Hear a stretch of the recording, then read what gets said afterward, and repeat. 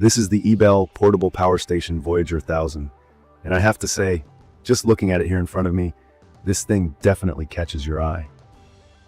It's a pretty compact and sturdy looking power station, mainly black with bright orange accents, and there's a nice solid handle on top that folds down flat.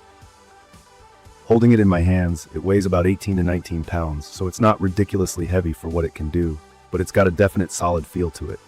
I'd say it's somewhere between carrying a small toolbox and a loaded backpack. The size makes it super easy for me to lift and move, and I can just stick it in the back of my car for road trips, or bring it out to the backyard for a barbecue without any hassle. When I first got the Voyager 1000, I was honestly a little skeptical about how much I'd really use something like this. I don't consider myself super outdoorsy, and the last time my power went out, I just used a flashlight and waited it out. But since I started testing it, I've realized that having reliable backup power is way more useful than I expected, both at home and outside. If you're new to these things, a portable power station is basically a big, rechargeable battery that lets you charge up and run various devices or small appliances when you don't have access to regular wall power. It's totally different from a gas generator. No noise, no fumes, and you can use it indoors. Let's talk about the key features that stood out from my experience. The Voyager 1000 packs a 999 watt-hour lithium battery and can put out up to 1000 watts of continuous power, with short bursts up to 2000 watts if you need it. Watt-hours are basically like the size of the battery's fuel tank. The higher the number, the more total energy it holds. I found this is plenty for running things like lights, a fan, and charging multiple phones, or even small appliances like my mini fridge or a laptop, all at the same time. The two AC outlets on the front let you plug in basically anything that uses the same plugs as your house.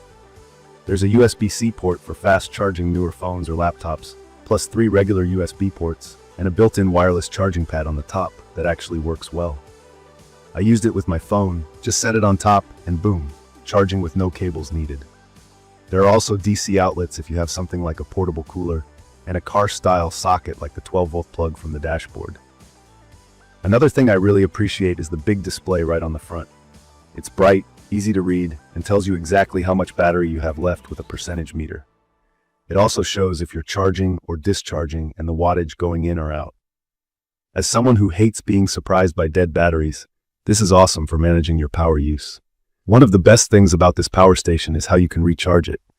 You can plug it into a wall outlet, use your car's 12-volt plug, or if you've got solar panels, like the EBL Apollo 100, hook those up for totally off-grid charging.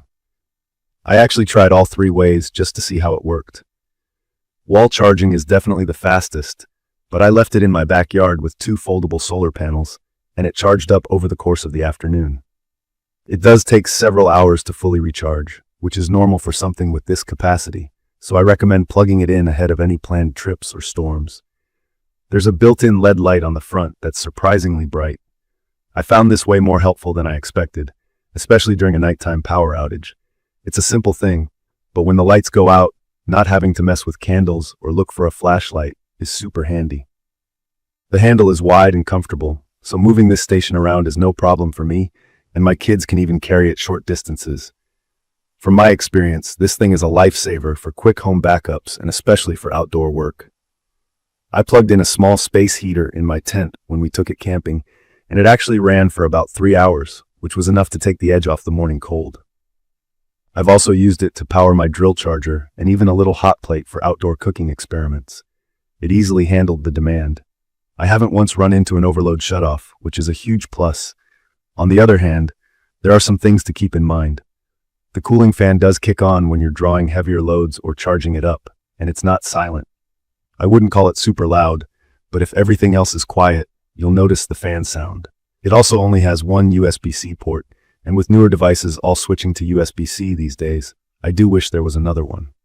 Charging the battery from 0 takes about 7 to 8 hours, a little longer if you use solar depending on sunlight.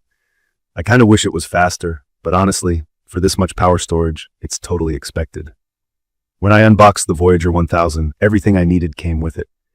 Inside the box, there's the power station itself, the wall charger, car charger, MEX4 connector cable for solar, and instructions that are easy to follow, even if you're just getting started. No headaches or complicated setup. The shape is really practical, square and solid, so it doesn't tip over or slide around. It's perfect for people like me who want a little extra security when bad weather's coming, or if you like being able to camp out with some comfort. I think anybody who has outdoor hobbies, works remotely at parks or construction sites, or just wants a backup plan for the house in case of electricity outages will find it really useful. All the ports cover pretty much any device I could think of: phones, tablets, laptops, even a coffee machine in a pinch. You don't have to be a gadget expert to use this, and that's something I really liked.